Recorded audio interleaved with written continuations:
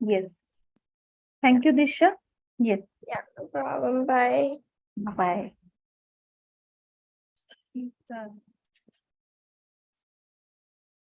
Yes. Thank you, Disha. Yes. Bye. Bye. Bye. Hello, Rupa. Hi, Jayashree. Yes. Hello. Hello. Jayashree आवाज येतोय? Hello, Rupa. आवाज येतोय? Jayashree I think तुझ्या एंडला Hello. आवाज येतोय का जयश्री? जयश्री आवाज येतोय? आवाज येतोय? जयश्री आय थिंक तुझ्या यस येतोय मॅडम.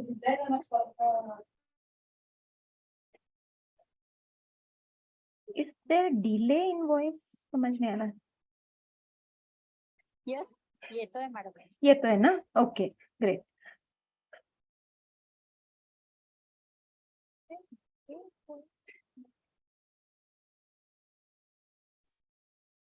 येतोय ना? Okay great.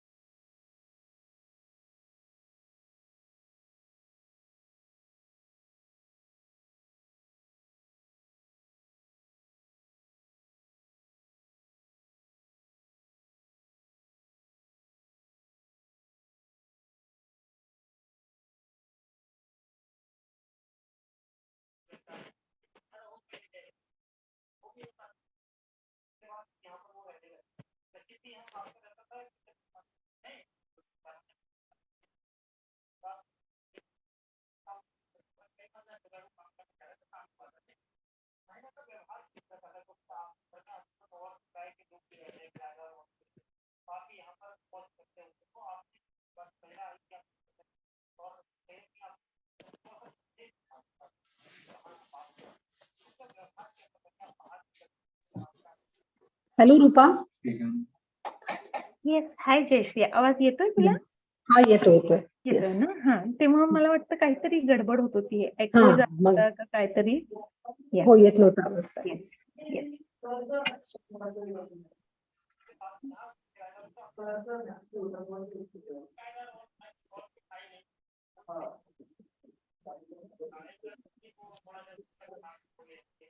गायत्री जॉईन झाले. येस गायत्री जॉईन झाली. आहे मी जॉईन Yeah. झाले. हॅलो. हॅलो. हा, आता ते योगावरचं इम्पॉर्टन्स ऑफ योगा सुरू होणार आहे ना वेबिनार? Yes yes sir. किती वेळाने? सर 3:30ला आपण म्हणालेलो आहोत टाइम. सो अगदी नाही तरी म्हणजे 3:32 वगैरे पर्यंत आपण चालू करूयात लगेच. हा ठीक आहे. तो आता आम्ही जर्मनीत आहोत 3.5 तास मागे, म्हणजे 12 वाजता दिसेल का इकडं? सर दिसायला पाहिजे. Right now you can see the video clearly, right? Video मला तुमचा दिसतोय बरोबर. हा. सो सेम तशाच प्रकारे जे पुढचे स्पीकर्स जे असणार आहेत, she will come on the screen only. So आपल्याला दिसायला सगळ्यांना सोपं जाईल. जे पार्टिसिपेंट जॉईन होत आहेत, this is yoga session. My request will be to all the participant, जर पॉसिबल असेल तर जमिनीवरती बसणं आणि व्हिडिओ ऑन ठेवणं, ह्या 2 गोष्टी जर करू शकलात तर it will be more helpful for all of us, ज्यांना पण पॉसिबल असेल. बरोबर.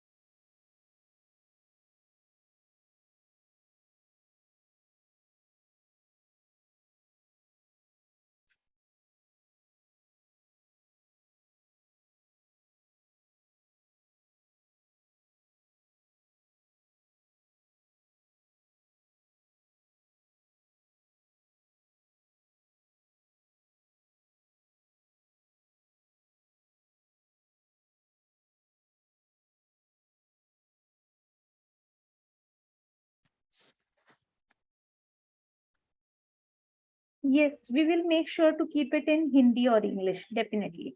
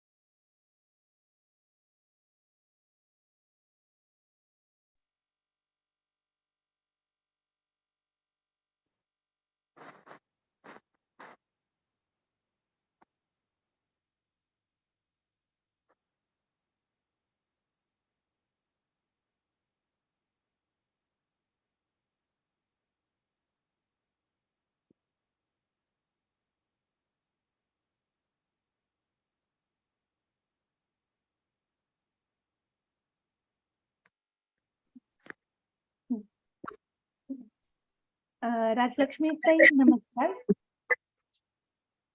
Yes. I'll just make you.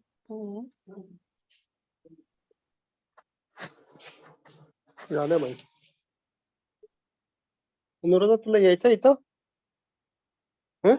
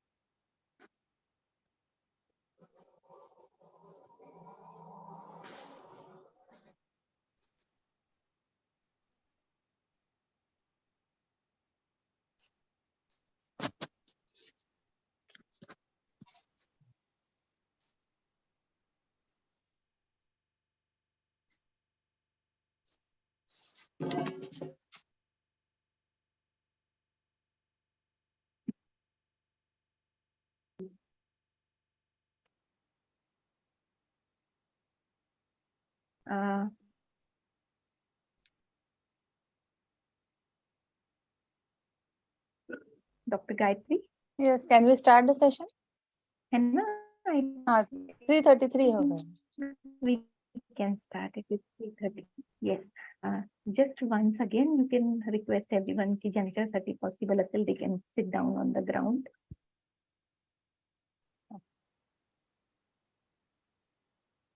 So, shall we start?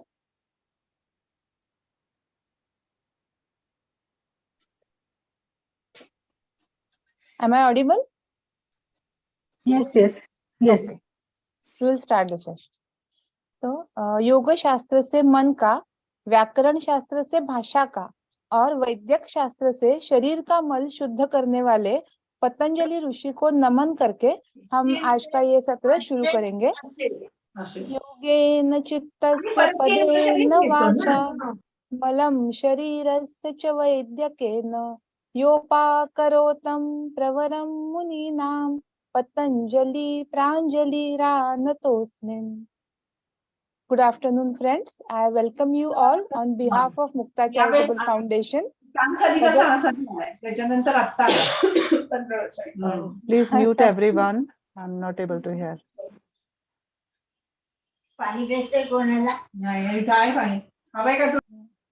Mute. Please, everyone, kindly mute yourself. Okay. So, good afternoon.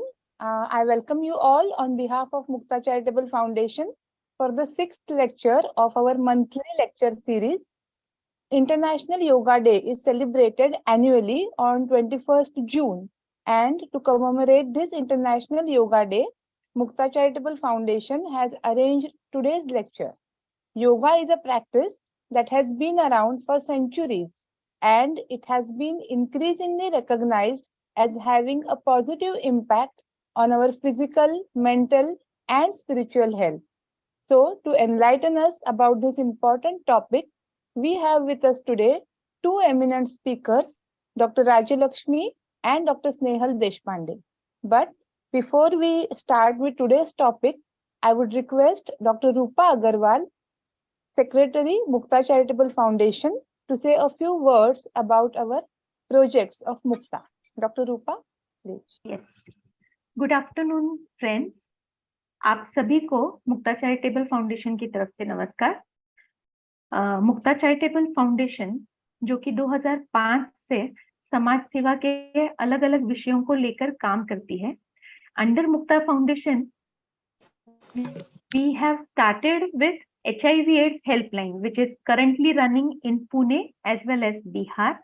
We have also other projects where we do addiction-related awareness among college students and school students. Our third project, Shala, students, teenagers, especially 8th standard onwards, we speak to these children about their self-confidence, about their relationship. We talk about addiction and nevertheless about body mapping and various sexual risks which the students do take care of themselves. Along with these current projects of Mukta, we regularly arrange lecture series for doctors where we are in touch with our colleagues and we keep getting various regular updates about newer development in our medical field. Mukta has a very strong medical legal forum where 10 different experts from all over Maharashtra.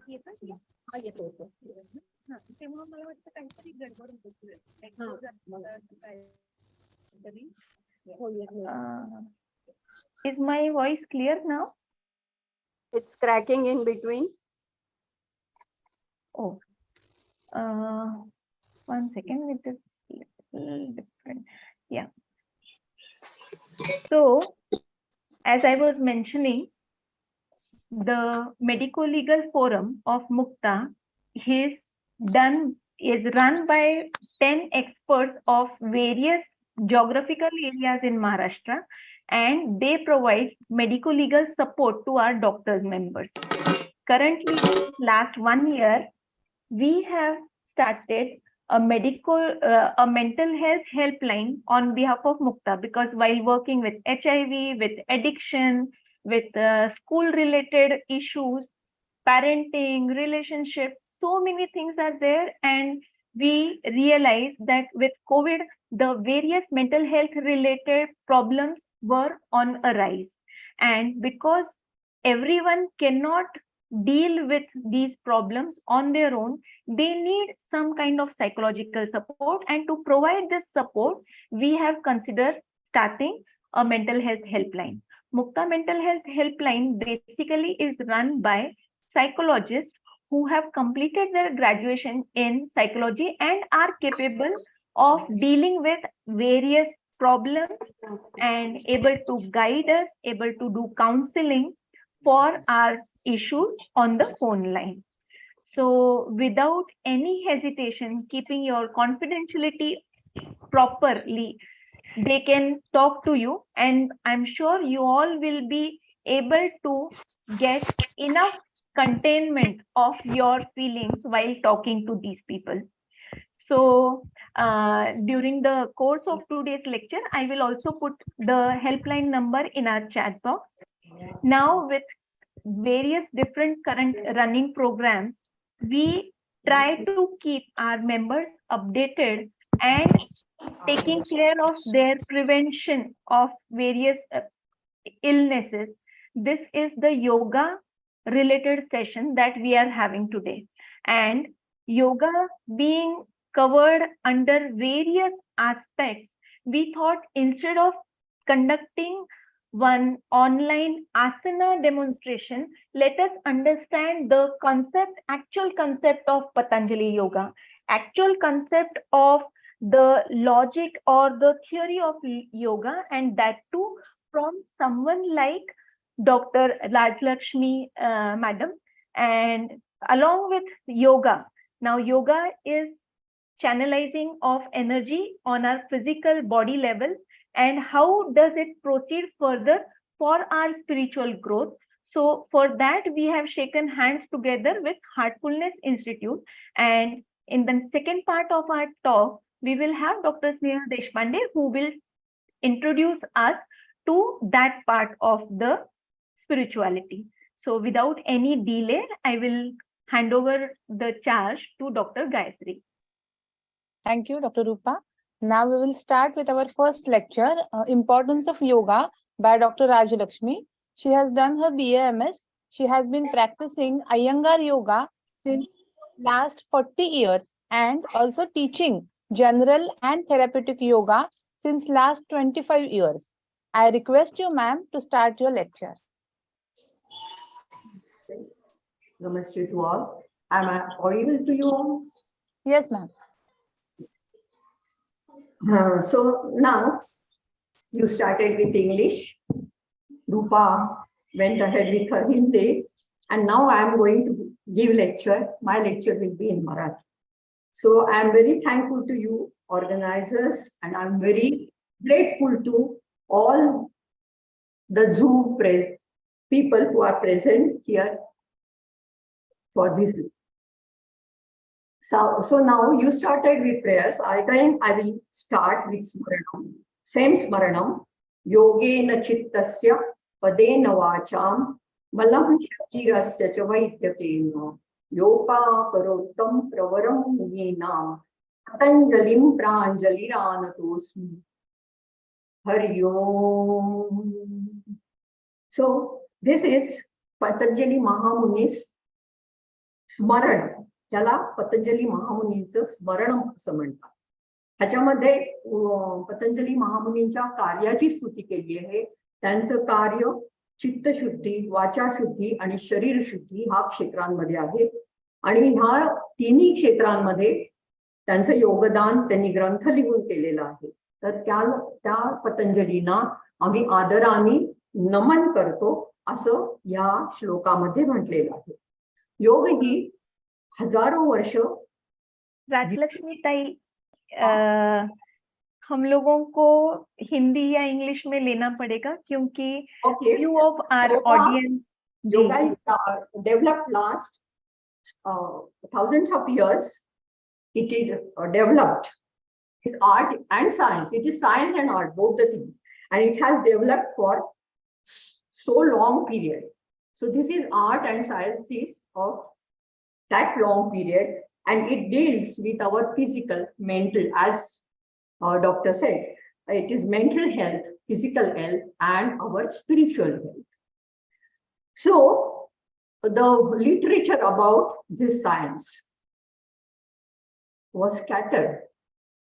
Vedas and Upanishads, it was in scattered form. So Patanjali, what Patanjali Mahamuni did in his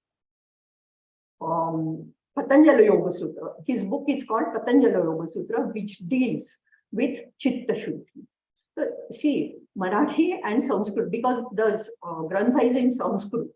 So the nearmost languages, of course, Hindi and Marathi are nearmost languages. Yes, English also, because as if English is just almost like second language for us. So okay, English also does the same job, no problem. So this book, this Grantha, Patanjali Yoga Sutra, this is 5,000 years back. Patanjali brought this scattered knowledge in one book form, and he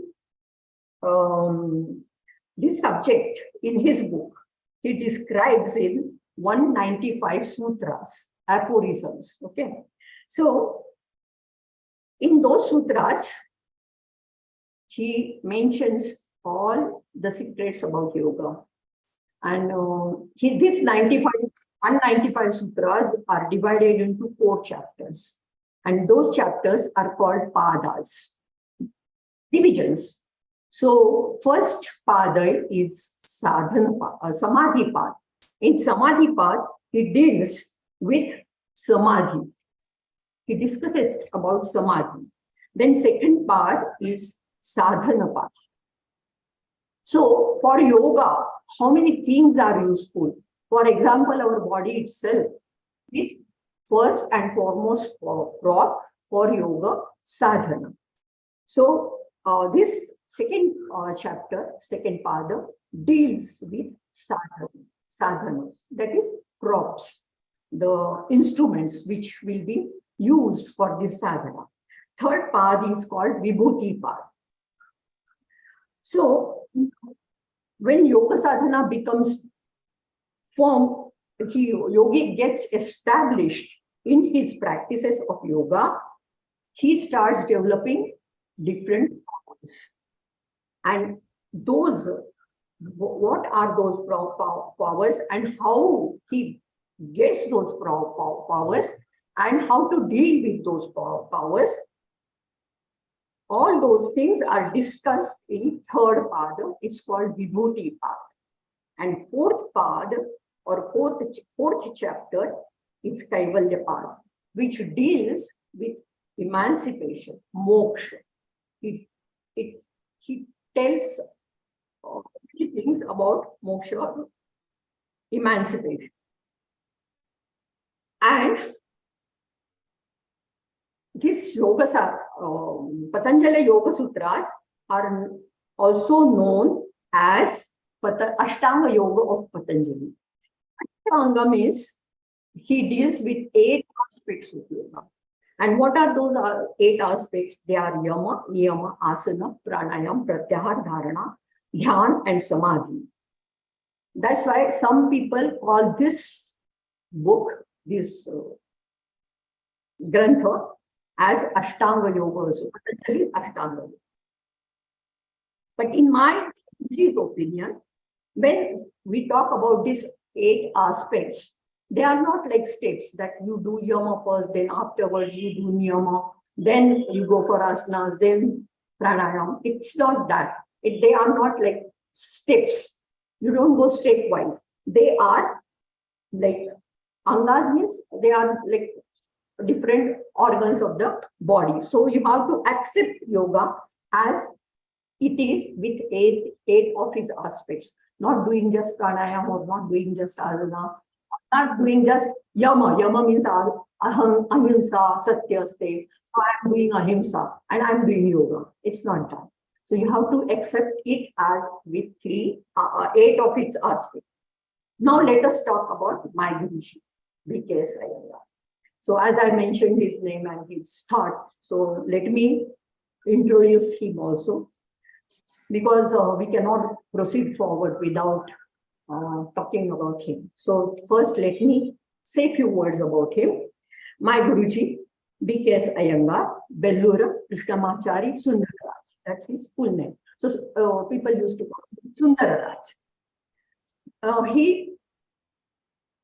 He born in Bellur village near Bengaluru.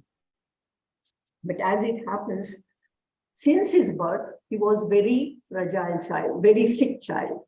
And then as a child, he faced so many diseases like typhoid, malaria, influenza. There was like COVID thing. Now we are same 100 years back. It was influenza, first Pandemic. of influenza. And at that time he was born and he was suffering with all those diseases. And this was less. At the age of 14, he developed TB. And as you know, in those days, there was no medicine, no penicillin, nothing was there. So his doctor told him that you are going to die in 6 months.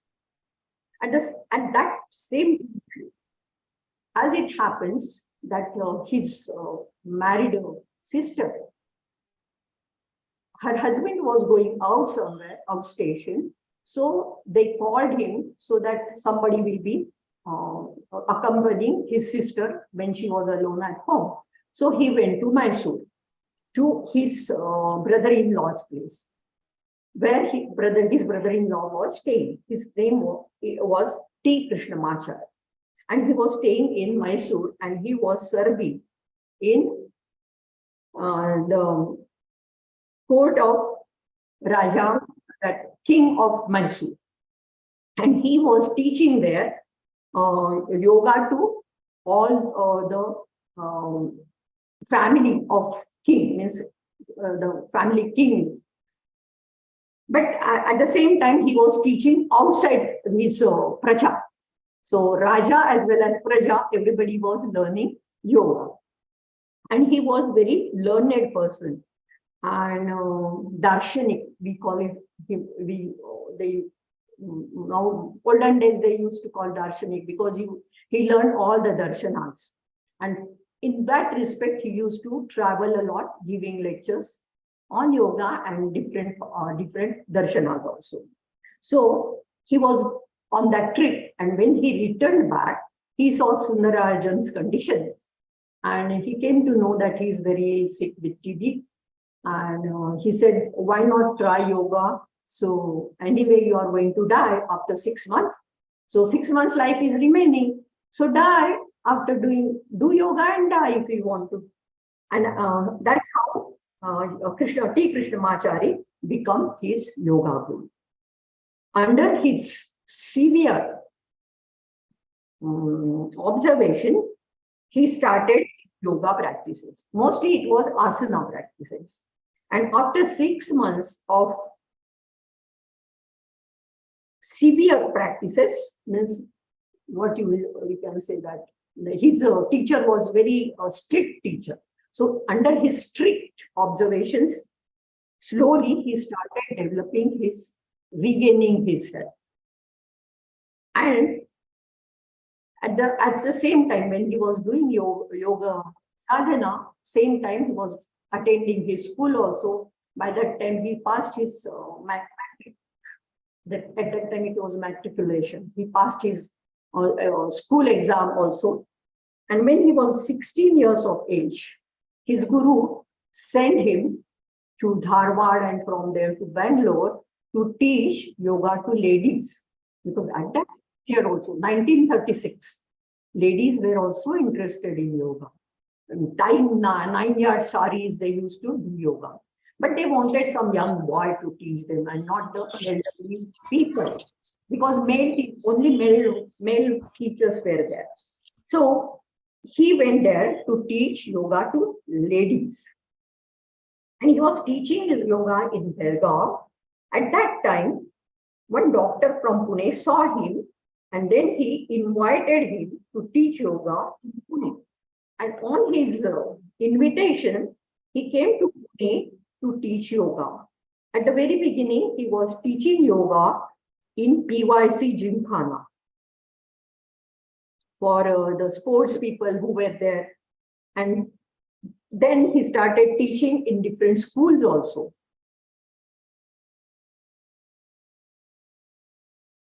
As he was teaching in different schools, at the same time, he started teaching yoga in his own house also. By that time, he got married, he got children, and slowly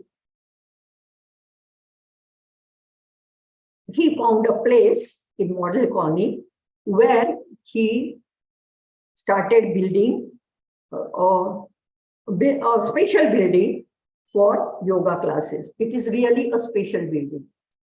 It's designed for yoga with the 8 limbs, as I said, 8 limbs of yoga. This aspect was something to do with yoga. So he built that building there. But as it happened, as it happens, when that building was under construction, sadly, Amma, that is Guruji's wife, passed away. And when the building got over, she was not there. And in her memory, that institute started there, Ramamani Iyengar Memorial Yoga Institute. So yoga classes started there and still they are going there. Guruji started teaching yoga in Pune, but slowly he became famous and he started teaching abroad also. So many countries also he visited for yoga, and then from there all foreigners, foreign students also started coming to Pune to learn yoga. Still they are coming and learning yoga. So from different parts of India, as from different countries, people started, yoga students started to come to India and learn yoga. Now we are celebrating one yoga day, and whole world is now celebrating that yoga day. But now what I feel is that instead of yoga day, every day of the year should become yoga day. But for that we have to put some our efforts. And if you want to do that, we also must know something about yoga. Yoga is it's a very much Indian thing. Indian yoga is Indian, but we as an Indian, how much we know about yoga. So now let us go in little deep into this subject. It is very deep subject, means it's very many parts are occult nature in this yoga. So let us understand what is yoga. So as I mentioned, yoga, Patanjali's Ashtanga Yoga has got 8 aspects: Yama, Niyama, Asana, Pranayam, Pratyahar, Dharana, and then Samadhi. So in Yama, 5 aspects are there: Ahimsa, Satya, Asteya, Brahmacharya, Aparigraha. As the names are, I think everybody knows the meaning of it, and they are rules which should be followed by everyone. And if we don't follow these rules of code of conduct, I will say it's code of conduct, and we have to follow them. If we don't follow, then we see today's world around us, what chaos is there, so much cruelty is there. Then there are thefts, people are killing, and there is addictions are there, and our people around are very much disturbed. They may be of all these aspects: killing, talking lies, doing thefts, and then succumbing to addictions. All those things may be of severe quality, of mild quality, but ultimately they are producing misery in our life. So Patanjali specially gave this Satya, Ahimsa, Satya, Asteya, Brahmacharya, Aparigraha, and he actually hit on the root cause of all the sorrows in our life. What causes all these sorrows? And then he says, Jati te kala samayan anatpachinna sarvabhauma mahavrata. We have to accept it as Mahavrata, irrespective of your class, creed, gender, in which country you are staying, in which time, means it morning, evening, all the time you have to follow these rules. Then comes Niyama. What is Niyama? Niyama are for personal hygiene. For personal, they are personally means individually we have to follow them. Shaucha, Santosha, Tapas, Swadhyaya, and Ishwar Pranidhana. What is the Saucha? Saucha is being clean. What is cleanliness? Cleanliness of your body, inside, outside. Now we say detoxification and all. But this yoga, inside and outside, even the mind. So it is Deha Shuddhi, thoughts, clear thoughts. Vacha means speech, Shuddhi. Even ahara, the diet which we eat, and also has to be very pure. And then vihara Shuddhi means where we are moving about. That also we have to watch where we are going, where we should not be going.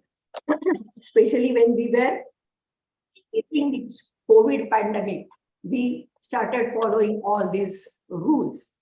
Then Santosha, third aspect of Niyama, the self, what you have to follow is. Santosha is satisfaction. You have to cultivate that aspect in your mind. Tapas is the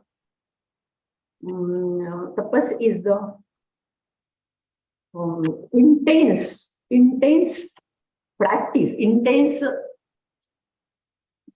study. Whatever you are doing, you have to do it intensely. That is tapas.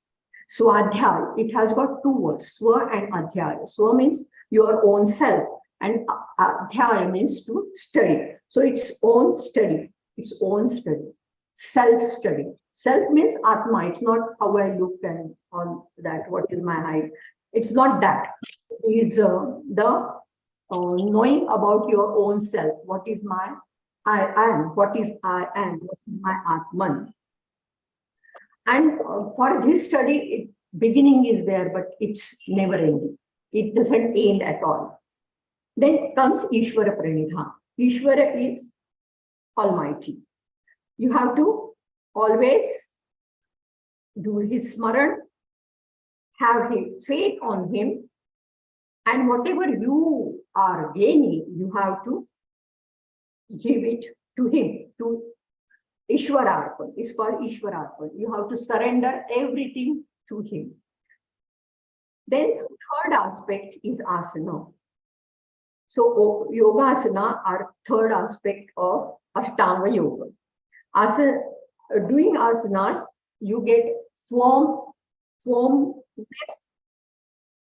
firmness of your physical body, and then vibhakta ghanagaratratvam. That means your legs and arms and your trunk, they become very lightness comes into that.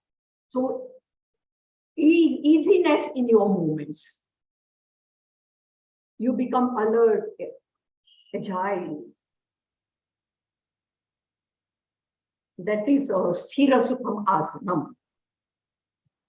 When you are studying asanas, you gain mastery over your physical body. And then, moreover, you gain health, physical health. That is the example Guruji has recovered from his tuberculosis. And then, that's actually the property which cannot be bought by money. That much health you get.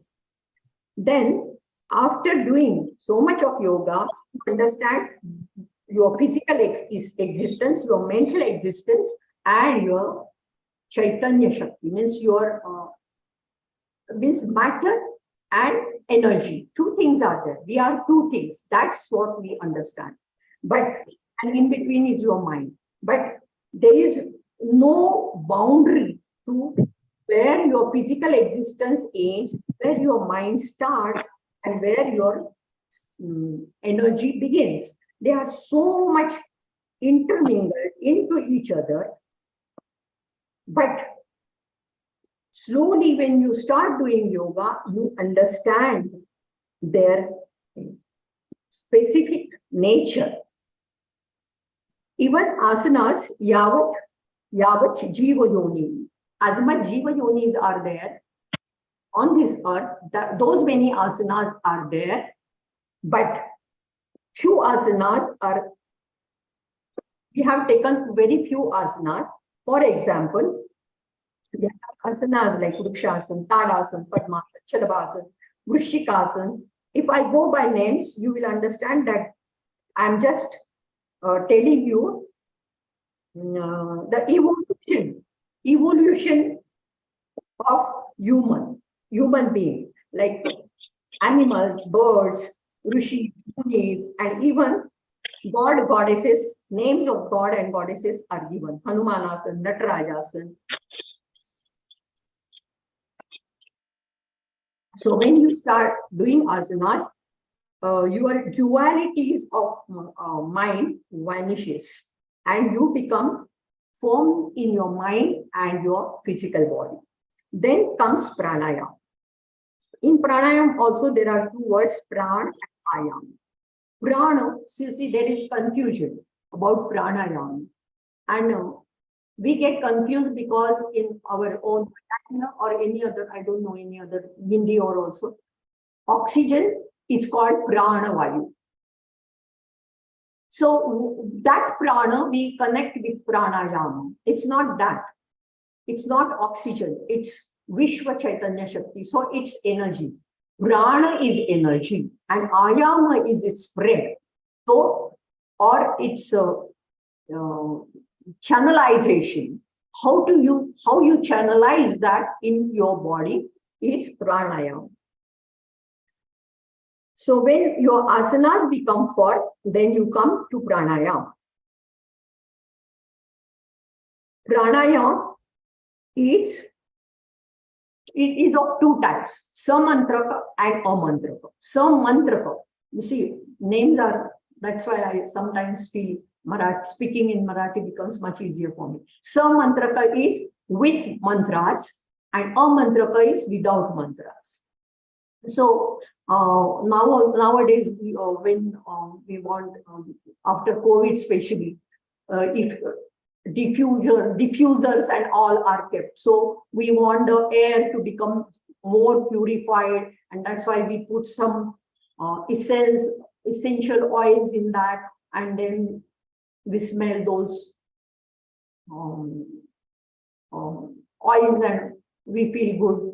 And then we feel that our lungs are also becoming purified and all. So samantraka is something like that, where the mantras are without thinking. You have to mentally say those, like Om, you say Om. When you are breathing, you have to keep on chanting Om as you inhale and Om as you exhale. This is one action, one word. Even that lam will do, even vam will do. Those are the mula chakras, mantras of those one letter mantras are there. Even you can say Shri Ram, Jai Ram, or anything, Narayan, whatever we want to say, anything you can say. That becomes some mantra. And a mantra is just you inhale and exhale, but intention is of pranayama. And then there are Puraka, Rechaka, and Kumbhaka. Those are the divisions of pranayama. That's how the pranayama is done. Samantrak, maybe Samantrak or Omantrak. Puraka is what when you inhale, it's called Puraka. When you exhale, it's called Rechaka. And Kumbhaka is what after inhalation, if you wait there for a few minutes before you inhale, before you exhale, it's called Abhyantara Kumbhaka. Kumbhaka means not to breathe at that time. Inhalation and exhalation is not happening at that time, so it's called Kumbhaka. And when you do Rechaka, that when you exhale, and before inhaling, there you take some pause there, it's called Bahya Kumbhaka. So, and there are many other types of pranayams also. Nadi Shodhan pranayam there. Surya Bhedan, Chandra Bhedan, all those types of pranayam are there. But as Pran is Shakti and we are dealing with energy itself, Vishwa, that is universal energy, we are dealing with very, very strong energy like 360 current of 360 electricity, that powerful 420, whatever, that powerful electricity, how the people get shocked and die because of that electricity. More than that, this prana energy has got, it is that dangerous. So when you are dealing with your pranayam, or you want to do pranayam, you have to do it under proper teacher's guidance. Without that, you don't try it, otherwise it harms you. That's what Swatma Rama says in Hatha Yoga Pradipika. So as you deal with wild animals like elephant or lion, same way you have to treat your prana that carefully as a wild animal. Then next comes, so what happens with pranayama? That we go to pratyaharic state. So it is the next yama niyama asana pranayam pratyahar. So we go to next anga, that is pratyahar. In pratyahar, what happens? Your senses of perception are withdrawn from its objects of interest. So though they start going inwards, your mind gets free from the clutches of your organs of sense organs. The mind becomes free and it starts going inwardly. It becomes very clear, like a crystal clear. And the inner light starts penetrating. We are light itself from within. Because of our ill feelings, like our passions, like lust and all those shadripus, our mind is always tinted. It is like a darkness there. But once we go into pratyaharic state, it becomes very clear and we clearly see the inner light. And then comes dharana, dhyan and samadhi. So our mind easily slides into three phases: dharana, dhyan and samadhi. For that, really, we don't need any special efforts. So we naturally go into dharana, dhyan and samadhi. Dharana, dhyan and samadhi, trayam ekatra sanyamaha. That three, when done together, they happen together, it's called sanyama. And sanyama, when we do sanyama, Vibhuti Pada, he says Patanjali says we get different powers. It's called Vibhutis. So when we do sanyama on different chakras, different powers are generated. But the sadhaka should not get entangled with those powers or get stuck with them. He has to travel further for emancipation. And that's how the further his travel begins towards moksha. Yama niyama asana pranayam pratyahar are bahiranga sadhana, while as dharana, dhyan and samadhi are antaranga sadhana. And where they travel to moksha is antaratma sadhana. Yoga Shastra is defined as Darshana Shastra. Darshana Shastra, as Darshana word everybody knows, it is associated with the temple, and in temple we go and we see the deity. Deity may be of any stone deity or metal deity, mud deity, wood deity, any god like Ganesh or Shiva or Devi, anything may be there. But we don't see that, but we see behind that. Daivatva, we call it Daivatva, is behind that. And it is not seen by the eyes, but it is seen, it's called, you sense it, prachiti, it's called prachiti or anubhuti. You have to experience that. Eyes will not tell you. Eyes will see only a statue or an idol there. but behind that idol, what you feel about that idol is totally different. So it is Anubhuti Shastra or Prachiti Shastra. Same is with yoga, and that's why it's called Darshana Shastra. So now let me talk, even my probs are here. So do I have what time to tell about Guruji, further something about Guruji? Yes, madam. Can I? Yes, please. Oh. Doctor Gayatri, हम लोग 10 minutes आगे continue रखेंगे, right? Okay. Yes. So about my Guruji. Now Guruji started teaching in yoga, teaching yoga in Pune, in the existing building. From 1975, he started the yoga classes at Ramamani Iyengar Yoga Memorial Yoga Institute. Now 2025, it will complete 50 years. And now there, Guruji's son, Prashant sir, his daughter, Sunita Tai, and his granddaughter, Abhijata, and grandson, Sunita, are teaching yoga. And the teachers who are trained under them are also teaching yoga in that institute. Guruji's teaching was very special, and that's why his students used to come. His yoga as Iyengar yoga. So he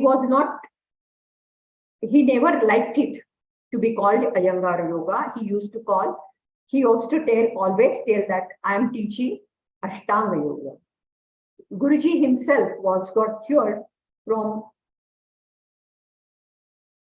uncurable disease. At that time, it was uncurable, tuberculosis.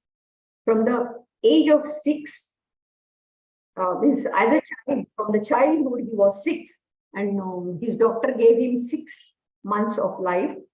And after that, because of yoga, he survived 95 years of his age, which was very fulfilling life for him. And that's why throughout his life, he was very grateful for yoga. And he got Padma Vibhushan and many other prizes for his yoga practices, but always he will be saying that this is not my prize, but it is yoga's prize. So never and that's what's called is Ishvara Pranidhana. Everything, whatever you achieve, you have to surrender it to God. Same way he was doing that. So everything he gave to yoga, credit was given to yoga. And one more aspect of his yoga is therapeutic yoga.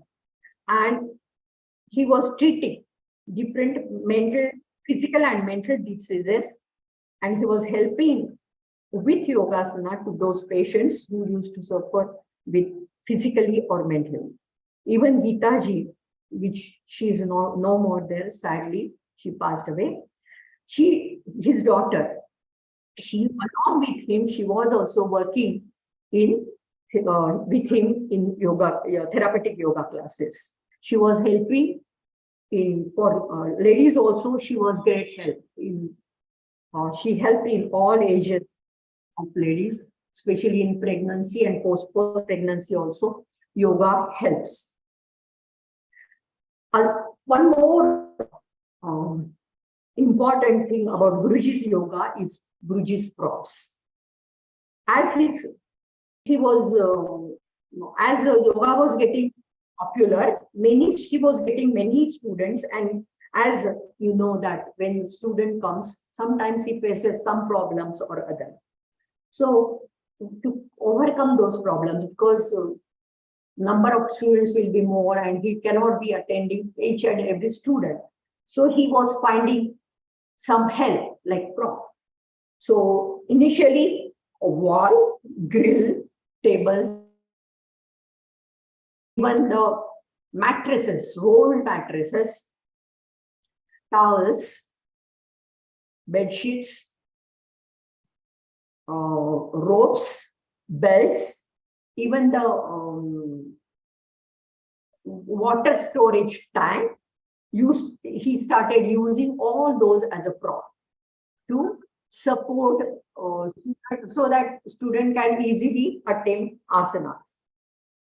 And slowly, all those props he developed very scientifically and in wooden form. So you can see this bench there. Can you zoom me? Yes, ma'am. Yeah.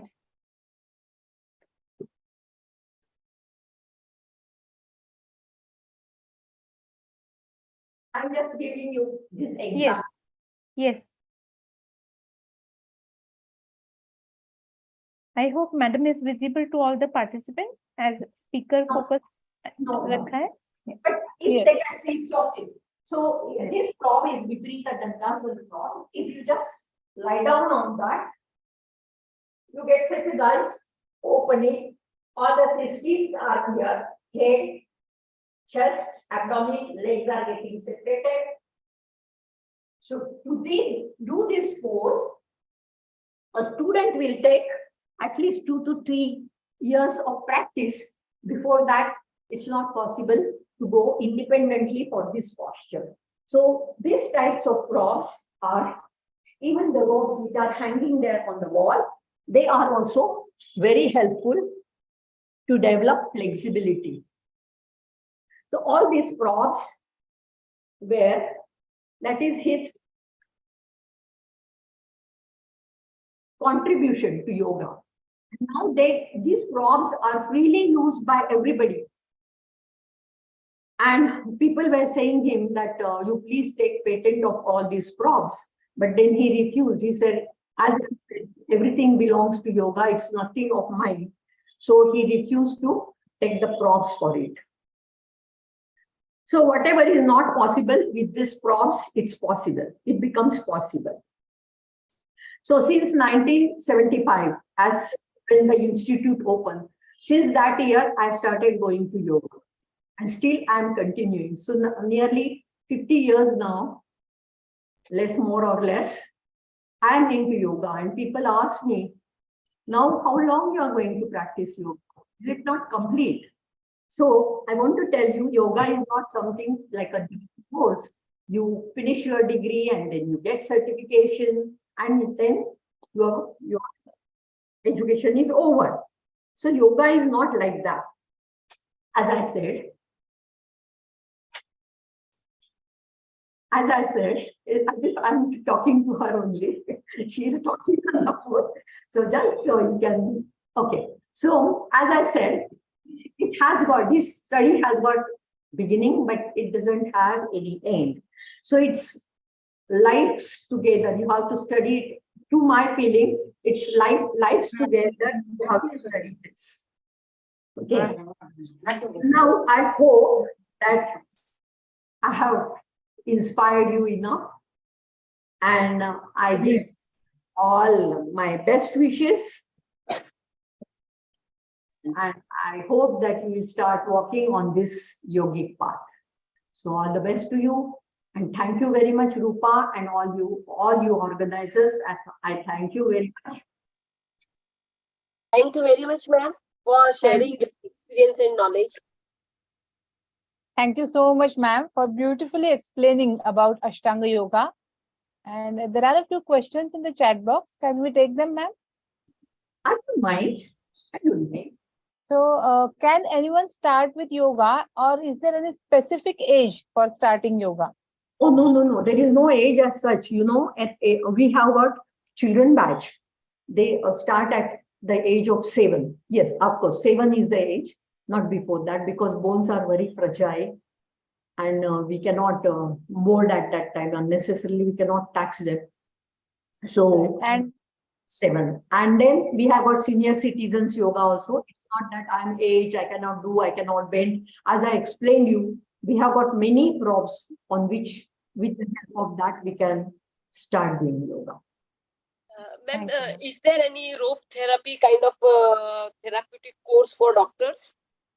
Is there any rope? Rope therapy. rope therapy or therapeutic course? therapeutic yoga therapy. No. I'm very sorry. That is also very Guruji's strict opinion that first you have to learn yoga before you go for therapy. So you yourself, as I said, it's Anubhuti Shastra. You have to experience yourself yoga and then you will be starting therapy. You cannot, and that's, I will call it malpractices. Without you experiencing it, you cannot treat. It's not doctor's course, you know.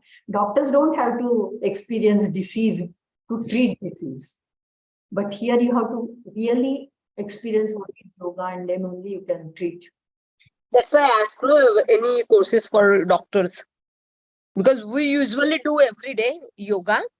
But Yes. then also if there is a therapeutic course, then we can advise our patients also, no?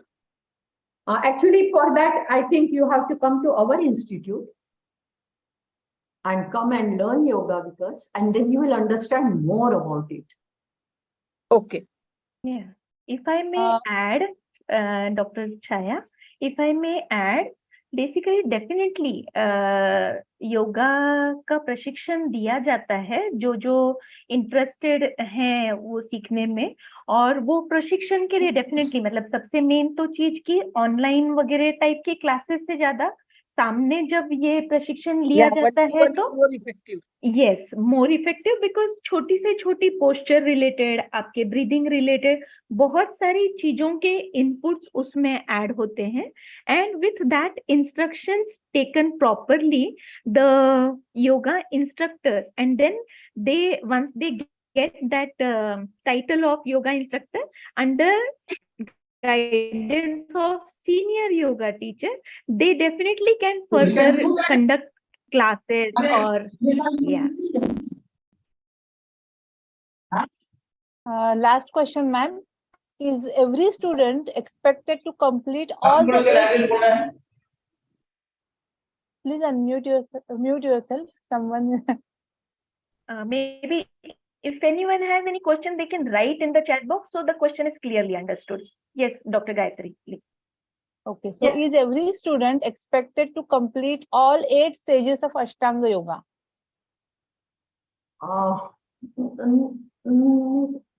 What? I don't understand that. Is every student expected to know or learn all the 8 stages of Ashtanga Yoga? Yam, Niyam, all those things. Or only asanas is okay? No. You see, when you are doing asana, means it is little, as I said, the subject is so deep. So I will tell you one. I have a tomorrow class of asana classes, and I experienced that if I don't eat properly previous day, my diet, what should be my diet? If I eat too much pungent diet and I don't sleep, I remain awake for a long time, then next day's your asana class is impossible for me because body reacts to that. And once you understand that, yama niyama will happen automatically from you don't have to do it. It starts happening. Once you start doing yoga, you see, it's like maths. You start from opposite side, answer side, and you come to actually what is the problem. And you start from problem and you get the asana. Same way, if you start from asana, you can travel to pranayam, dharana, pratyahara, dharana, and samadhi. And from asana itself, you can come to yama and niyama. Through asanas, you understand so many things. Right, ma'am. I have seen this. Many hardcore non-vegetarians have become vegetarians after joining yoga. Yes, because their body starts talking to them. That's what I said. It's Darshana Shastra. No, you start understanding yours and Atma Swadhyaya. These words are really originated from Sanskrit and they are adopted in Marathi and very badly. So, but Swadhyaya has got deep meaning. It's your own study, and you start getting answers from within. That's right. Someone has written, how many days or months are required for learning yoga? As I said, I'm learning last 50 years. It's like pranava, you know. It's a lifelong process. Yes. Like Om. Om is called pranava. Prakarshena nava. Every day when you are saying Om, each Om will be different. same way your asana practice teaches you every day something different because you are changing. Asana may be same, but you change. Thank you so much, नहीं ma'am. एक minute नहीं I want to ask that institute Iyengar Institute how many days will want to go. Again, same question. As you see, Uh, last 50 years I'm there. There are beginners course, there are advanced course. Yes, and So there are, as yes, yes, Yurupa knows much better because she also was attending yoga and her husband also does yoga. तो जैसे जैसे हम सीखते जाते हैं automatically आपके yoga instructors आपसे और कठिन आसना कराते जाते हैं. हमारी फ्लेक्सिबिलिटी जैसे जैसे बढ़ती जाती है तो चीजें ऑटोमेटिकली, और जैसे डॉक्टर गायत्री ने भी और राजलक्ष्मी ताई ने भी बताया कि स्वाध्याय हमारी अपने आप हमारी बॉडी और हमारा इनर सेंस ऑफ वेलबींग हमें गाइड करता जाता है वो जर्नी में. So it requires regularity and seriousness in practice. Satu dirghakala nairantar. Satkara sevito drudabhumi. Means you have to have respect for what you are learning. Without cessation, you have to practice. So I mute myself. Yes, sir. Thank you so much for this interesting lecture. Thank you, ma'am. Okay, now I request Dr. Rajesh Parde to introduce our next speaker. Dr. Rajesh, are you there? Yes. No. Okay. So, hello everyone. It's my great pleasure to introduce Dr. Snehal Deshpande. She is a development and neonatal therapist. Dr. Snehal is joined Heartfulness Institute in 1998, and she is a Heartfulness trainer since 2011. Regarding Heartfulness Institute, I am explaining in short. Heartfulness Institute offers practical and innovative approaches supporting spiritual evolution throughout the world, more than 170 countries, and includes a wide range of resources to meet different levels and needs, which includes aspects of meditation, relaxation, well-being, lifestyle, yoga, and spirituality. Dr. Snehal Deshpande became a member of CREST Council, that is Center of Research, Educational and Spiritual Training, in 2014. She has served as the Director of Continued Medical Programs, Family Connect, and Heartfulness Health Programs. She has conducted various lectures, workshops, and interactive sessions on personality development, value-based education, and philosophy of life for children, teenagers, and adults. She has conducted sessions at various schools, colleges, and associations on behalf of Sri Ramchandra Mission. Dr. Snehal has been associated with the Family Connect program of Heartfulness Institute, that is Wow to Wow program. Objective of this program is to empower the individual to understand himself and herself before getting into marital relationship. She has conducted many webinars and sessions at zonal, national, and international levels. She also written many articles for Heartfulness magazines. As being director of Continued Medical Program, she conducted many CME programs for healthcare professionals. CME programs are objectively aimed towards wellness and self-inquiry in healthcare professionals. This program helps to reduce burnout and stress conditions. She is conducting Divya Janani Heartfulness Fertility Enablement Program. This program is holistic initiative that combines a heart-based meditation practice with scientific elements to address a large portion of causing leading to infertility in aspirant couples. This program is offered to couples who are aspiring for parenthood.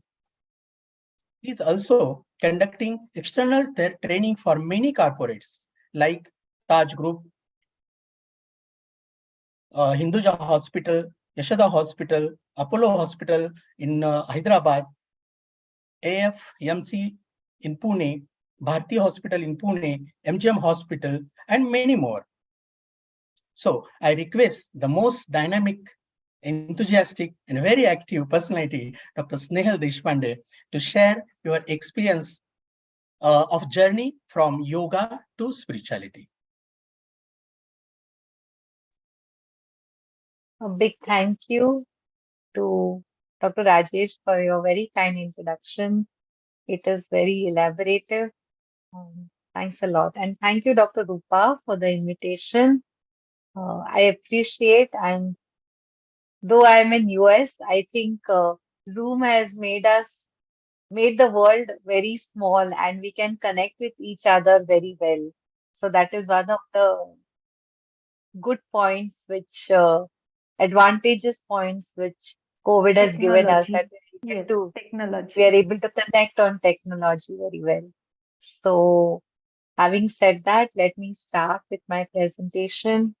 I've made a short presentation for all of you, and I had taken a small session for the doctors doctors and caregivers in Hiranandani Hospital on the occasion of the International Yoga Day. And I continue that presentation today for all of you, uh, my dear friends. So the topic which has been given to me today is the journey from yoga to spirituality. So when I was given this topic and having, I think we had a wonderful yoga expert speaking before me, Dr. Rajalakshmi, amazing inputs, and I would love to interact with you at a different forum to collaborate and to look at how we can work together for the well-being of everyone, whether it is the patient, the caregiver, or maybe all of us doctors. I think collaboration is the way forward, and I definitely look forward to connecting with you, Dr. Rajlakshmi. It was wonderful to listen to you. So when I look forth on my journey, which I started with heartfulness in 1998, and much before that, the practices of self-introspection or meditation, which my mother had inculcated into me. What I look forth is the heartfulness way of life, or the heartfulness yoga, as we say, has created within me a naturalness. I have become very natural in way of my dealings with people. I no longer have to struggle. I'll tell you a little story what happened today morning, and it was very encouraging for me. So today morning when I got up, it was around 4:30, thinking that 4:30 a.m., thinking that the session was going to be at 5:45 a.m. because I was in Nashville and there's a 1 hour difference. So I miscalculated. So I said, ठीक है, meditation करते हैं और फिर I'll connect. And yesterday, my laptop had given me some problem yesterday night. So I had to reset the whole thing. Today morning, when I opened the laptop, there was no presentation. And I said, wow, this is amazing. But I had got that 1 hour, and since I was on Microsoft PowerPoint, that's how the naturalness within you connects with the universe. So the universe actually helps you and is with you in whatever you do. So this is with confidence, I can say that the heartfulness way of yoga has given me that naturalness to connect with my inner self. And it knows, okay, you need 1 hour buffer to work on your presentation, so I've given you that. So so that's what it has happened, and this I can vouch for everything what happens in life, that you do get a signal from the nature, from the universe. The only thing what we need to do is to clear our fog. When you're driving in rain or when you're driving in winter, you get you cannot see what's ahead and constantly need to use the wipers. So that's exactly what we need to do in our life. We constantly need to use our wipers to keep our consciousness clean. And that's what heartfulness is. So this is a nice, beautiful quotation which I got during the time of COVID. It was sent to me by someone. We long to return back to normal, but the normal has led to all of what happened during COVID. To avoid the future pandemics we know are coming, we must grapple with all the ways which the normal has failed us. We have to build something better. I hope this piece in showing what went wrong really helps. And forums like this, which Dr. Rupa has organized, definitely help us to work on ourselves. So I would like to say what about spirituality. So Daji, who is our guide, who is the global guide of heartfulness, has said in one sentence about spiritual progress. It is all about only simplifying your life. So spiritual progress is only about simplifying your life and focusing on what is needed for that moment to you as a doctor. How will you focus on your practice so that you get good clinical outcomes, not only in your patients, but also as a doctor to help you? So that is all what spirituality is. So when we look at the wellness wheel, as doctors, we know that WHO has defined wellness holistically into 8 domains. So this is the wellness wheel, and I request every one of you. Of course, this is a workshop which I take by itself, the wellness wheel workshop. So when I look at the wellness wheel, uh, I would like you all to understand where your life is lacking or where you feel that life is giving you more, and then chart out. So for me, I know that physically I can, for example, physically where I stand maybe around 7 to 8, occupationally between 8 to 9, environmentally maybe I'm low between 5 to 6 because I'm not doing great work there. So how do I change my involvement or my wellness with the environment? Spirituality, where do I stand in spirituality? So this is a good wheel for every one of us to work and to see this is the place which I have to start. So if I have to do physically, then how do I work on myself? Why do I need that physical wellness? Do I need to work on my financial wellness? Do I need to work on my recreational wellness? Do I need to work on my social wellness? Am I overdoing my social life? Do I read to have my mental wellness? So introspect what is the level of wellness each of us have and grade it between 1 to 10. And all of us know we need good wheels to drive. So what is yoga? In the words of Daji, Dr. Kamlesh Patel, yoga is a multifaceted practice that offers benefits at various levels. As Dr. Rajesh rightly put, we are having a lot of programs. So we are applying the heartfulness yoga, the heartfulness way of life into various aspects, various life aspects. It offers a lot of physical benefits that contribute to our overall well-being and thus our spiritual growth. The physical activities and breathing exercises are just a part of yoga. Really speaking, yoga is a path which you need to, it's like a road. I go from one end of India to the other end of India. I need a path to take me there. So yoga is a path which it's a comprehensive path which leads to dhyana, which in simple terms means meditation, but it is much more than meditation, and samadhi, which is blissful absorption. And why do we need that? We'll come to that in a few moments. So the Sanskrit word for health means swasthya. All of you all must have heard this word, swasthya. And what does swasthya mean? It means I am centered in myself. In English also, the word health is from the same root as the words whole and holy. When we are healthy, I would like to ask you one question. When do you feel healthy? When you feel really up there? When you feel, okay, I'm ready to work? What brings about that feeling?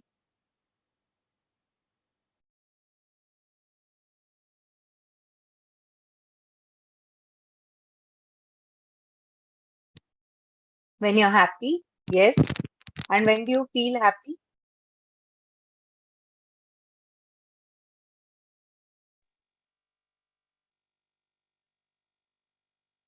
when we can, You can put your answers. when we can meet our energy to our expectations.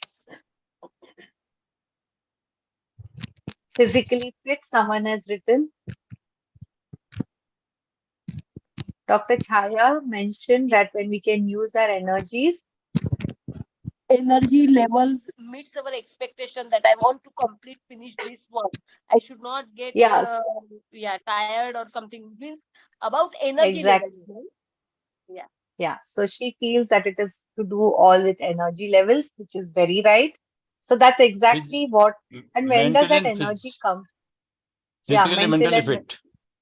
Mentally and physically fit, both. When when you we are have a strong willpower. mentally fit, then only you will feel energetic. So is there a way where we can get this energy constantly? Sometimes we feel low, sometimes we feel high, sometimes we feel, oh, I need something to vitamins, multivitamins to raise our energy level. We prescribe also. And so, can we prescribe something which is natural? And I'm here to say very strongly, confidently, that the heartfulness way is practiced well in its sum and substance, will give you that vitamin, will give you that energy which you need by removing the blockages. So when we are healthy, centered, and whole, the energy in our pranamaya kosha, that is the energy kosha, circulates free without blockages. So what is environment? And I love this one of these quotations which had come in the Heartfulness magazine. The balance of nature is not static. All of us know that nature is fluid, it changes. So, also within us, there is a constant state of adjustment which our physiology tries to achieve. Now, all of us put a lot of efforts. I want to be physically fit, I want to be there.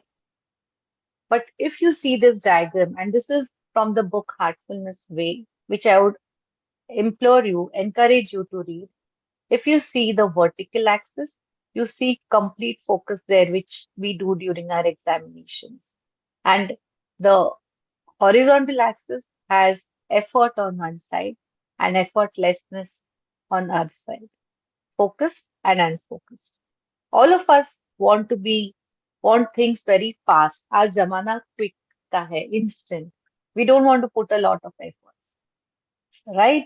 So when we want effortlessness, but we want to be focused, how do we achieve it? Is through the practices of meditation.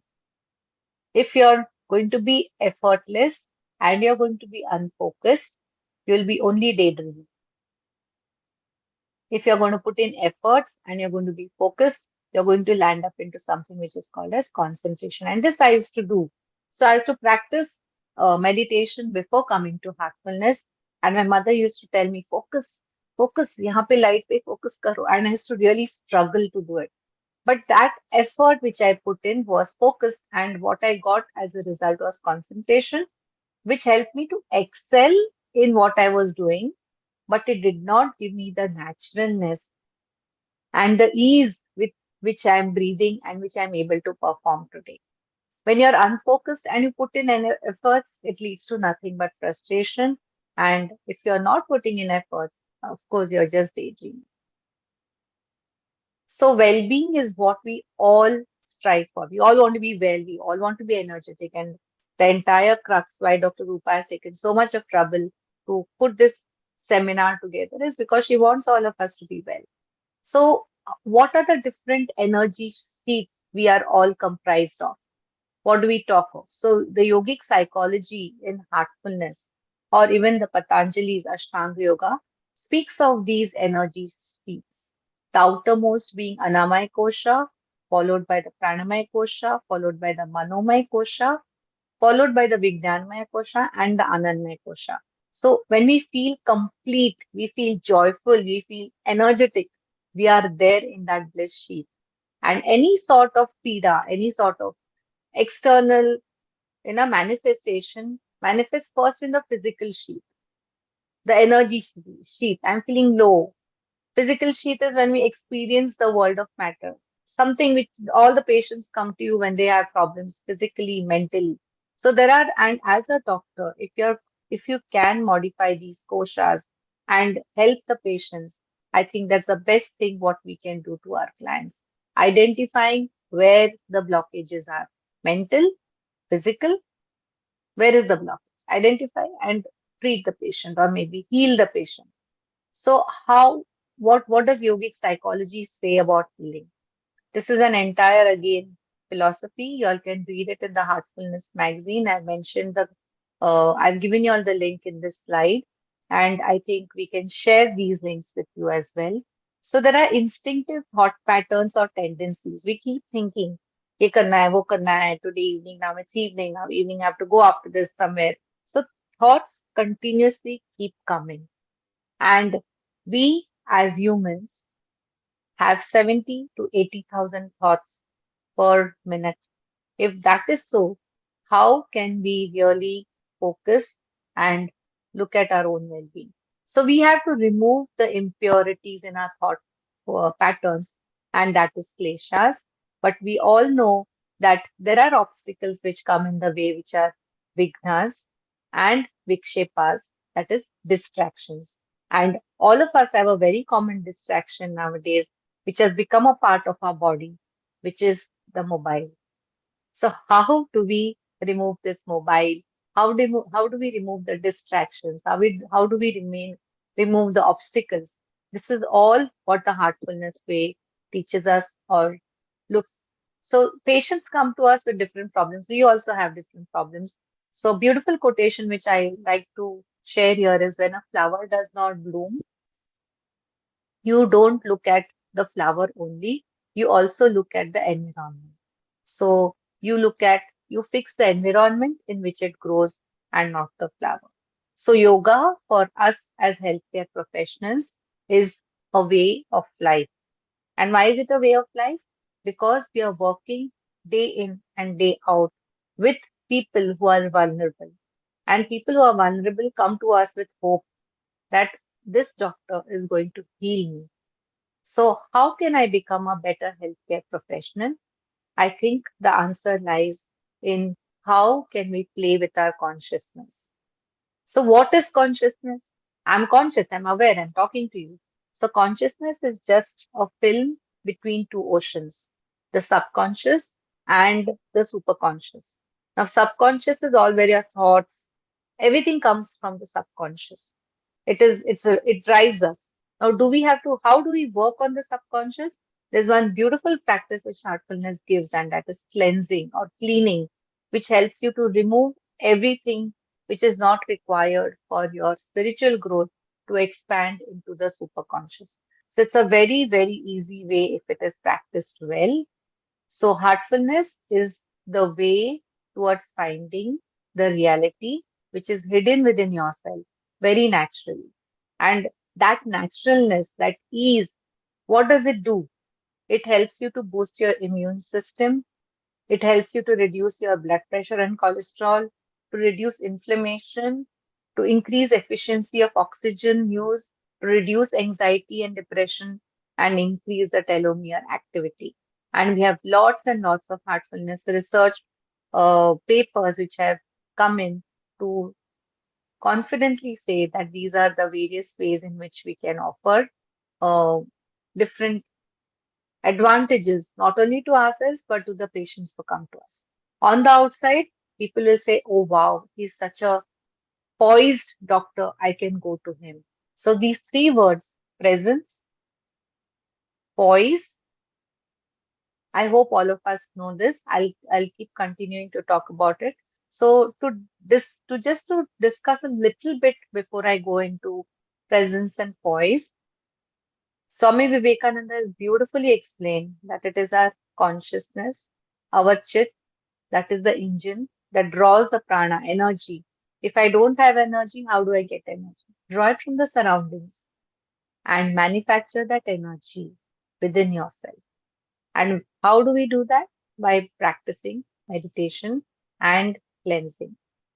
So from how do we draw inspiration? When we dig out the dirt from our mind, our spirits, our bodies, we create space. कचरा निकाल देते तो automatically space हो जाता है. Like you clear your space, your desk, and there are many things what are there.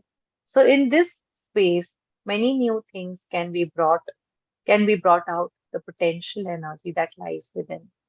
So the power of pause. It's very important to pause.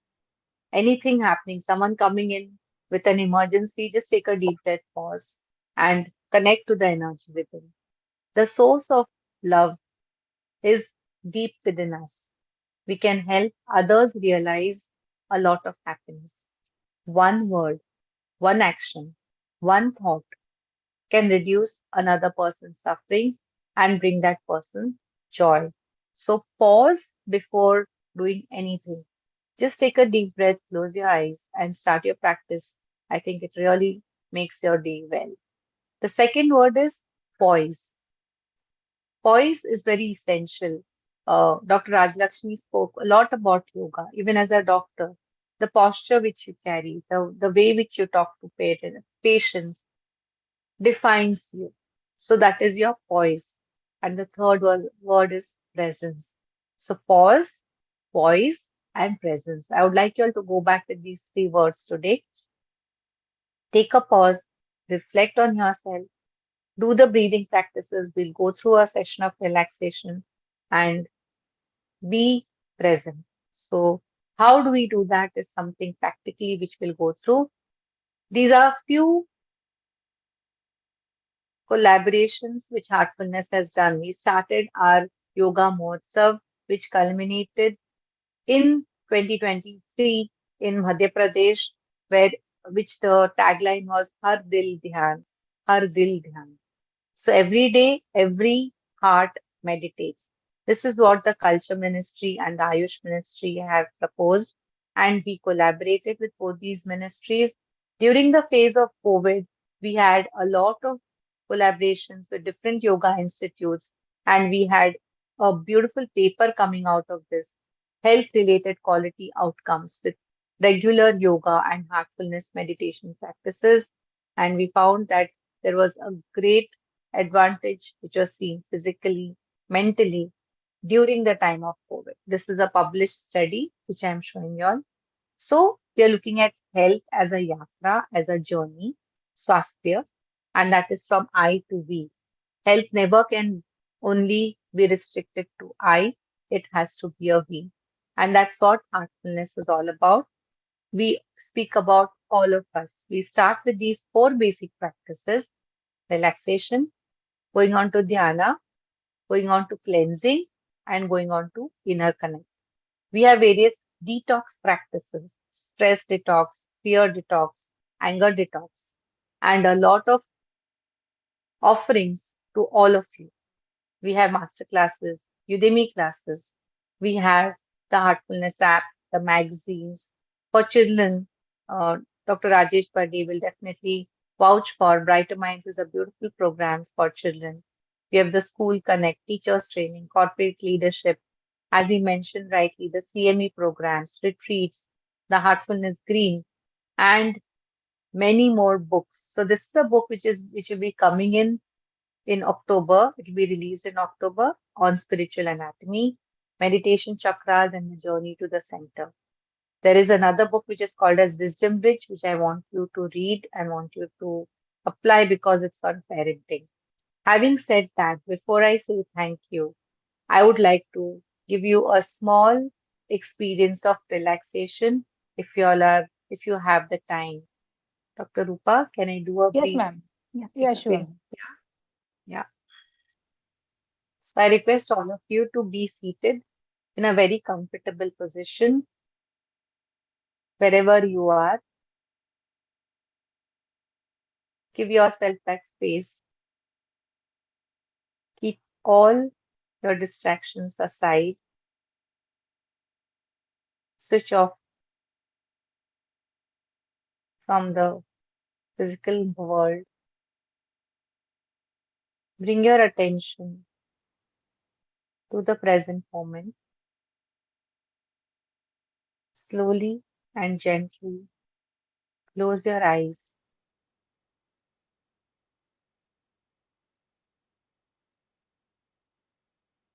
Breathe in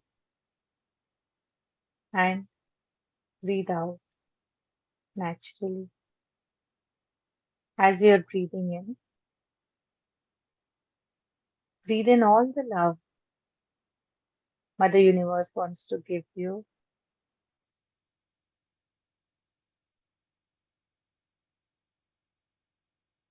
Allow that love to reach to every cell of your body.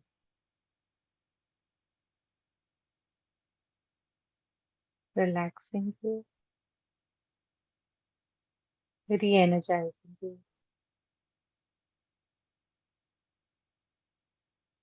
As you breathe out joy and happiness.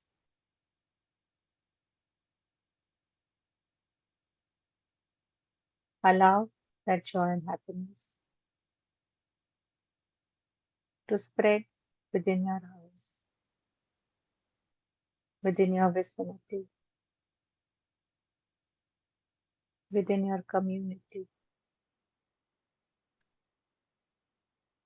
Let it reach every heart which is connected with you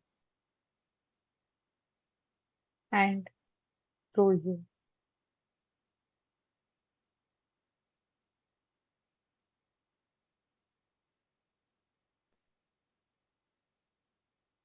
As you're connected to the healing energy of Mother Earth, allow that healing energy to gently relax your toes and your feet.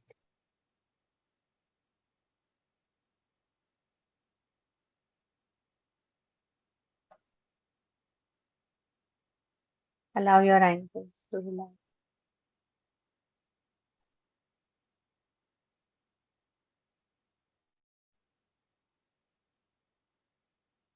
Allow the calf muscles to relax,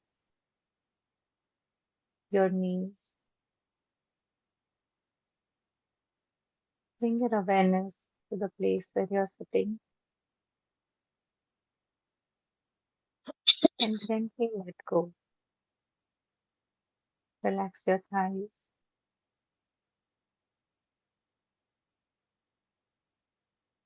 your hips,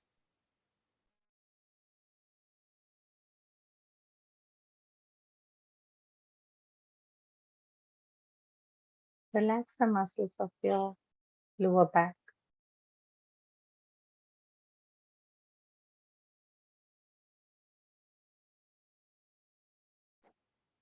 Bring your awareness to your abdomen. Allow all the organs to completely relax.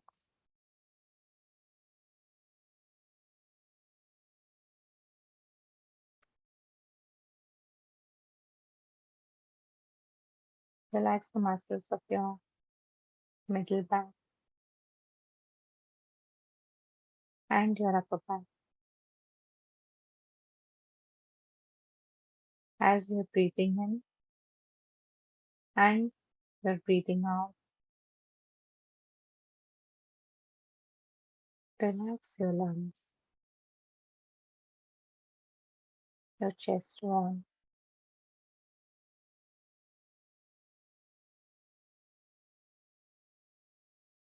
bring your awareness to your shoulders and the muscles connecting the neck to your shoulders.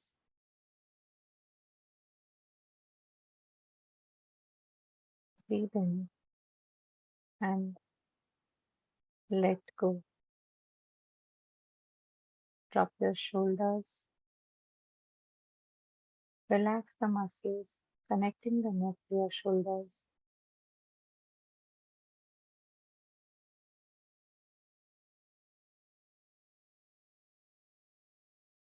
Relax your upper arms,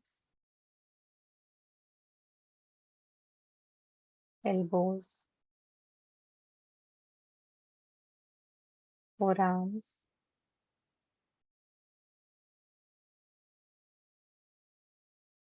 wrist, palms, fingers, and your fingertips. As you're relaxing your entire body, allow the energy to flow through every cell and ooze out through your fingertips. Bring your attention to your neck. Relax the muscles in the front and behind.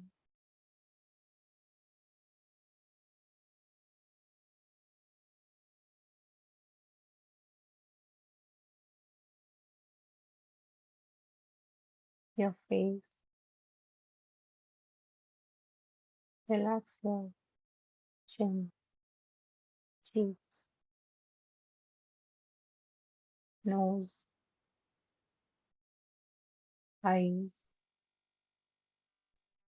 ears, muscles on your forehead, top of your head, the base of your neck.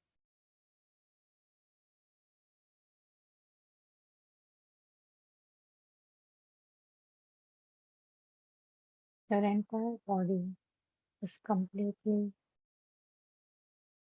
relaxed.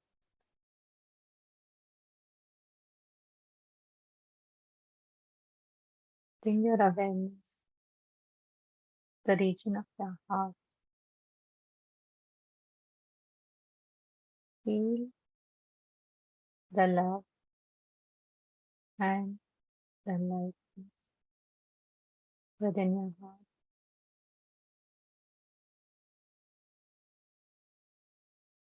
Slowly get absorbed into this feeling of lightness.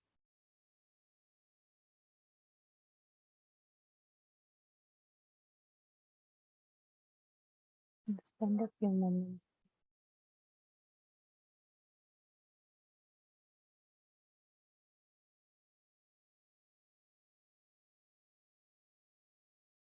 feel the source of light attracting your attention inside.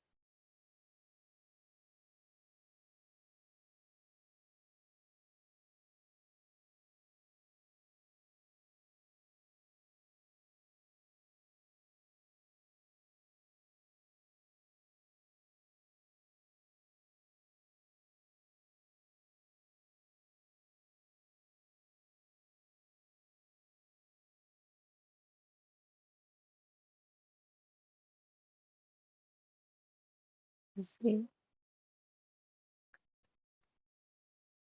slowly wiggle your hips.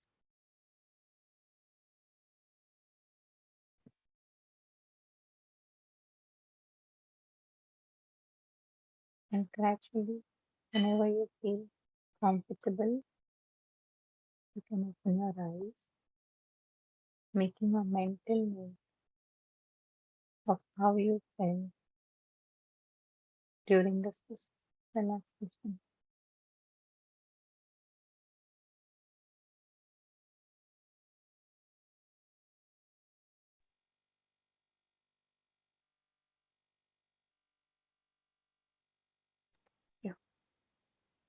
Thank you, ma'am, for this relaxing experience. I'm sure all of us are feeling happy, calm, and energetic. Thank you so much. Now, if anybody from the audience want to share their feedback or personal experience, or if you have any questions, you may unmute yourself and speak one by one, of course. Anybody from the audience?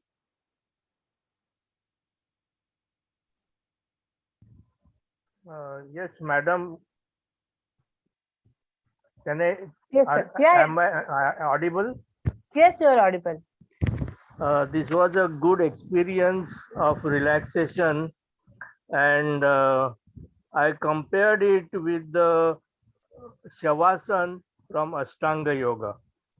It was a kind of a modified Shavasana because we were in a sitting posture, not in the lying down posture. That was the only difference. Otherwise, it was a good experience.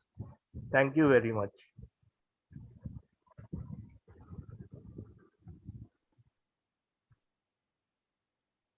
Dr. Swati has written that she is feeling very calm and happy. Yes. I agree with you, ma'am. If you have any questions, you may write in the chat box or you can unmute yourself and speak.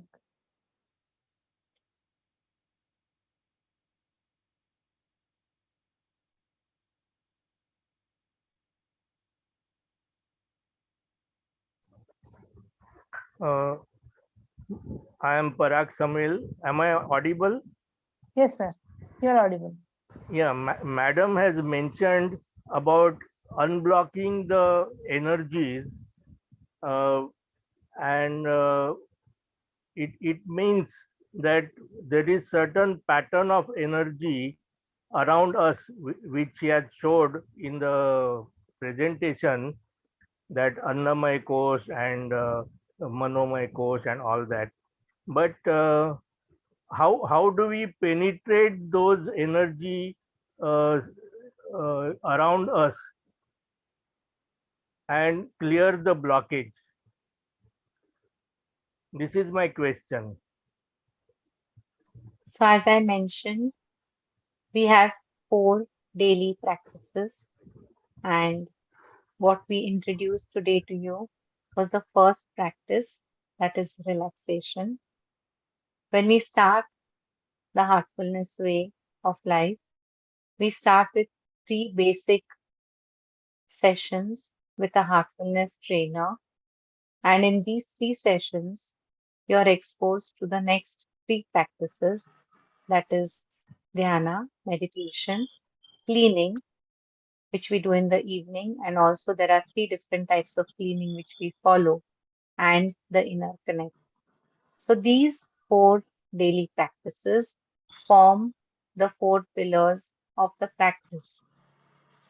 What cleansing does is, it helps you to remove whatever is not required for your spiritual growth, for your integrated life. I can say it is, if you are looking at forming an integrated self, individual self, anything which comes in the way of developing that integrated self is naturally removed by the process of cleansing.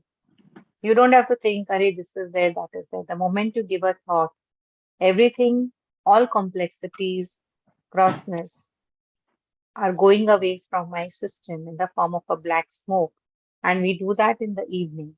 We close our eyes and we give a thought, we give a suggestion that we are doing our cleaning. And in cleaning, we use our willpower. Meditation is something which we connect with the absolute very naturally. And in cleaning, we use our willpower. So this process of cleaning, complemented by the process of meditation, complemented by that inner connect to the source, helps you to refine your levels of consciousness. Thank you. Thank you, ma'am. Now I request Dr. Rupa to give a vote of thanks. Both the talks have been so fulfilling that like for me it is becoming actually difficult to conclude.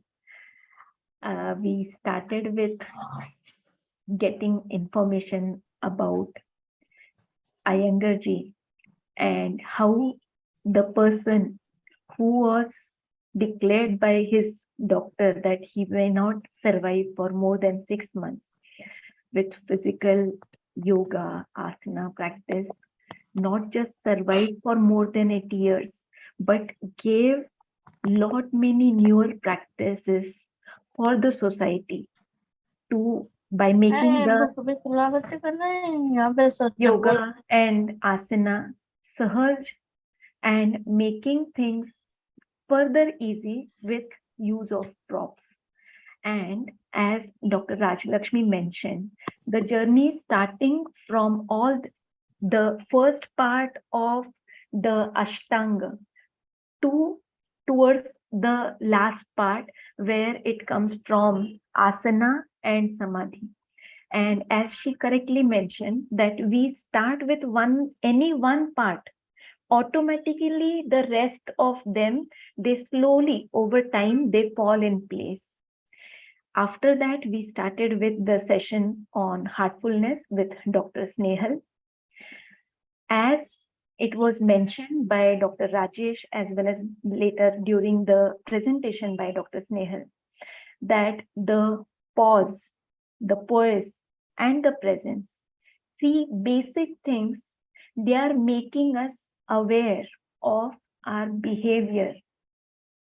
जैसे हम लोग बोलते हैं कि कोई भी चीज करने से पहले 1 मिनट सोचिए क्या कर रहे हैं, 1 मिनट आपके वो हायर अथॉरिटी से कनेक्ट कीजिए, सो दैट जो आप कर रहे हैं उसमें उस हायर अथॉरिटी का सपोर्ट है आपके साथ. And with that presence, with that constant remembrance of that power, whenever we are doing anything, as doctors, most of the attending participants are doctors today. So when we are doing anything in that constant remembrance, definitely it will lead to positive or better results, better outcome. Now, with this, as we move from the physical body, or in Sanskrit or in Shuddha Hindi, as we say, स्थूल शरीर से हम लोग सूक्ष्म शरीर, मतलब जहाँ स्थूल शरीर में हम लोग शारीरिक रूप से कोई मोटा है, किसी की हाइट कम है, किसी को और किसी भी प्रकार की शारीरिक व्याधि है, that person will have to do little scope of improvement with whatever practice the person is doing. But as we are growing into it, the sthul sharir going towards sukshma sharir, where our inner self, we have huge scope of working on our inner self, whatever the positive things, the negative things that we know about ourselves, and we can work on them. And then towards the Karan Sharir, where our actual spiritual journey starts. And we have huge scope of growth and development there. So my request to all the participants today, we have all these things lying around us. We are lucky to be in India, where we have very easy access to all these opportunities. We have these things in our culture. We have our teachers and guru who are there to explain these things to us, to guide us throughout this journey. Make use of it. And you all have to design. Nobody else can help you. People can support you, but you will have to design your path towards your destiny. And if you decide towards this spiritual journey, these kind of options, from physical yoga to spiritual yoga, all these kind of options are there. And ये सारी चीजों के बारे में जितना बोला जाए कम है. कई सारी चीजें शब्दों में बोलने की बजाय फिजिकली करने से, जब आप खुद करते हैं तो उसका अनुभव अलग होता है. Give it a try, take help. I will put numbers of course you all know Dr. Rajesh Berde, and also Ashtang Ayurved का जो Iyengar का योगा इंस्टीट्यूट, दोनों ही चीजें पुणे में बहुत अच्छे से इजीली अवेलेबल है. So and Mukta charitable foundation की तरफ से हमारे कॉन्टैक्ट डिटेल्स तो हैं ही आप लोगों के पास. So any further questions you can always feel free to ask us, and we'll be able to provide whatever help we can do from ourselves. Thank you all of you for being present with us to make this journey such a spiritual experience for us. And though thank you is not the word for Dr. Snehal and Dr. Rajlakshmi, because the work they both are doing, this work is beyond these word of thank you, because the work is towards helping the humanity, and we really give best wishes to them for their work, and we'll pray that Almighty support their work Thank you, all of you. Have a great evening. Dr. Rupa, there is a question in the chat box. Can we take that question? Sure, please. Okay. So, is heartfulness relaxation correlated to self-hypnosis? I just answered that question in the chat box, that heartfulness relaxation is based on the use of pranahuti, or as we call transmission. It's a very scientific way which helps the individual in the path who is a seeker in spirituality. Yes, and it is not hypnosis because you It are is very not much hypnosis. aware Not of at all. whatever is happening. We are with you. aware. Yes. It in fact increases your awareness Yes, true. in a right way. Anything else from the participant? Feel free to ask. Or in a minute, we can. So feel free to connect with us for different programs. As Dr. Rajesh has already mentioned, we have family connect programs as well as programs for doctors. So whenever you feel the need of connecting, do connect with Dr. Rajesh and Dr. Rupa. They will be more than happy to help all of you. Thank you so much for this opportunity. Thank you, everyone. Thank you. So we will end the meeting for now.